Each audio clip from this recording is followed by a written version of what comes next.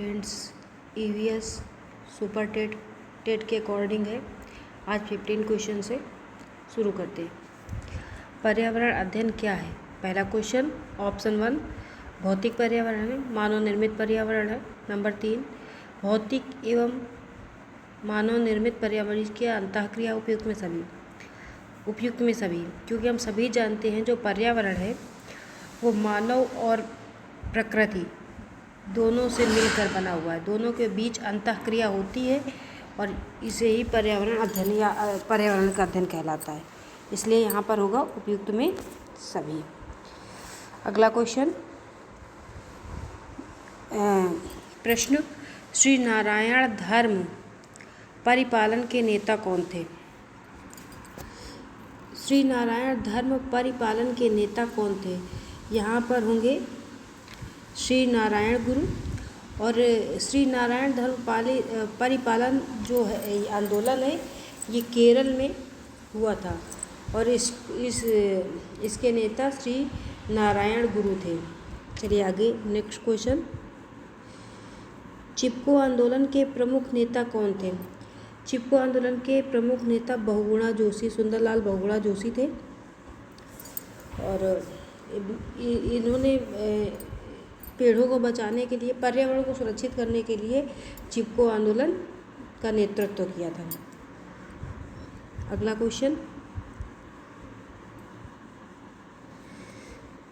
1952 की राष्ट्रीय वन नीति में कितने प्रतिशत भूमि को वनों के अंतर्गत लाने का प्रस्ताव था?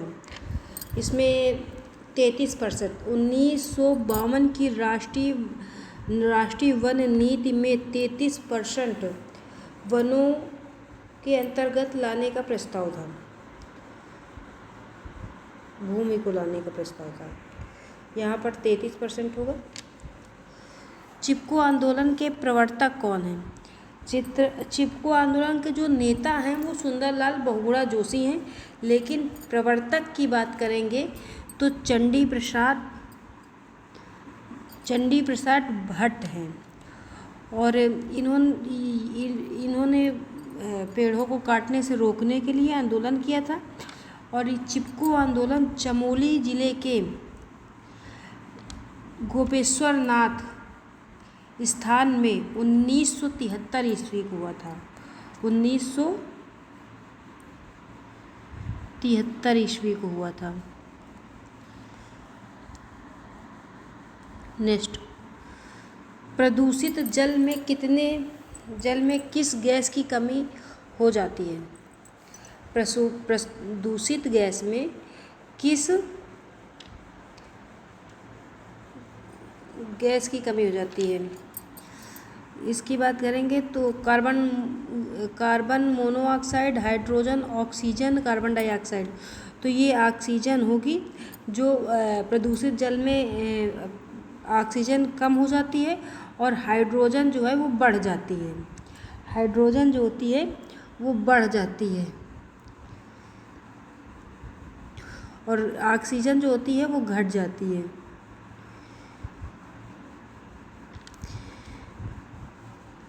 नेक्स्ट क्वेश्चन अम्लीय वर्षा किस कारण से होती है? Carbon dioxide, carbon monoxide, methane, nitrous एवं sulphur dioxide.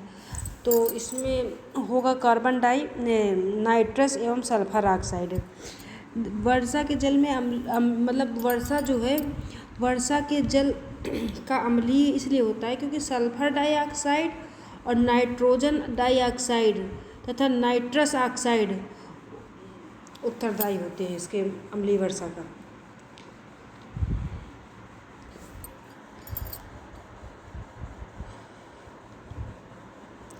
Green house impact किसे कहते हैं?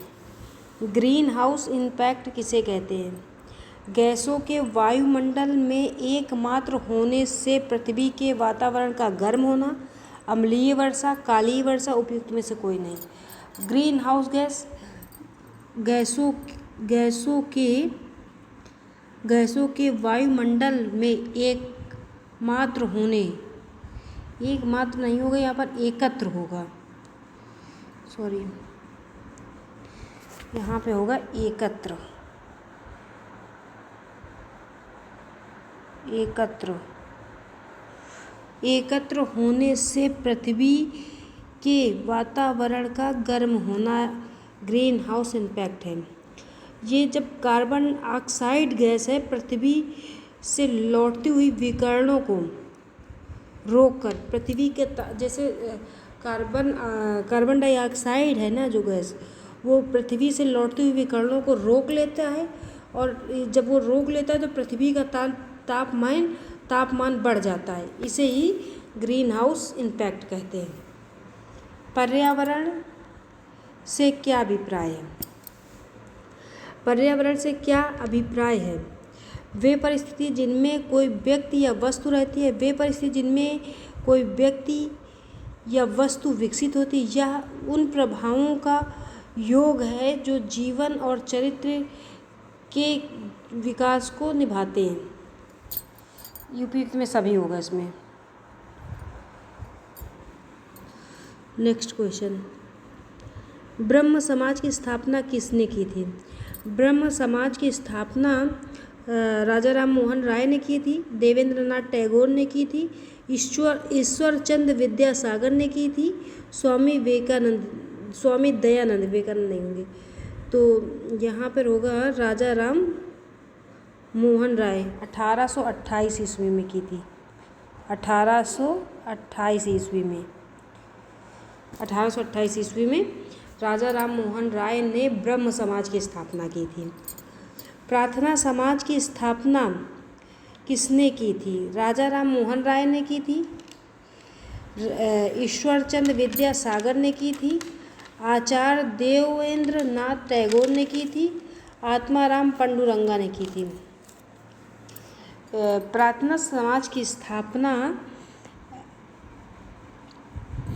आत्माराम पंडुरंगा ने की थी। प्रार्थना समाज की स्थापना आत्माराम पंडुरंगा ने किया था।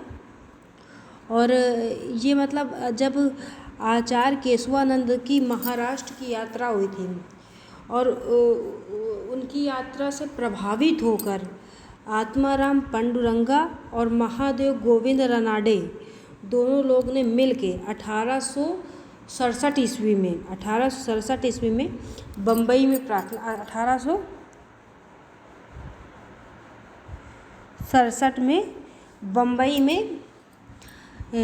में प्रार्थना समाज की स्थापना की थी। आर्य समाज की स्थापना का उद्देश्य क्या था? आर्य समाज की स्थापना का उद्देश्य क्या था? राष्ट्रीय एकता, धार्मिक सुधार, सांस्कृतिक राष्ट्रवाद, उपयुक्त में सभी। तो यहाँ पर उपयुक्त में सभी होगा। राष्ट्रीय एकता भी थी, धार्मिक सुधार भी थे, सांस्कृतिक राष्ट्रवाद भी था, और मेन इनका उद्देश्य था कि आर्य समाज की स्थापना का मेन उद्देश्य था वैदिक धर्म का पुनः स्थापना करना और भारत में सामाजिक कुरीतियों का अंत करना, और जैसे सामाजिक और धार्मिक और राजनीतिक एकता के सूत्र में सबको मतलब बांधना था इनका उद्देश्य। नेक्स्ट क्वेश्चन, वेदों की ओर लौटो का नारा किसने दिया था? राजा राम मोहन राय ने दिया था, राय देवेंद्र नाथ टैगोर ने दिया था, स्वामी दयानंद ने दिया था, महात्मा गांधी ने दिया था। तो ये स्वामी दयानंद जी ने दिया था।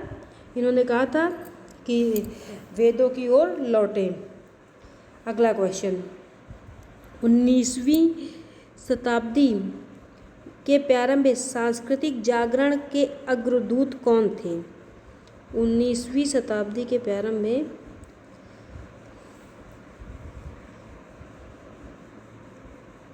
सांस्कृतिक जागरण के अग्रदूत कौन थे? तो स्वामी दयानंद थे, स्वामी रविंद्रनाथ टैगोर थे, सर सैयद अहमद खान थे, राजा राम मोहन राय थे। तो यहाँ पर 19वीं शताब्दी के प्रारंभ में सांस्कृतिक, यहाँ पर इसके थे सर सैयद अहमद खान।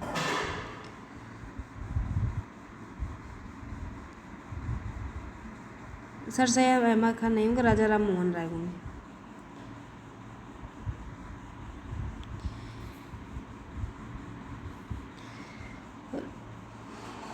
प्रश्न, राधा राधा कृष्ण मिशन की स्थापना कब हुआ था? तो राधा कृष्ण मिशन की स्थापना 1897 ईस्वी में हुआ था और इसकी स्थापना स्वामी विवेकानंद जी ने किया था।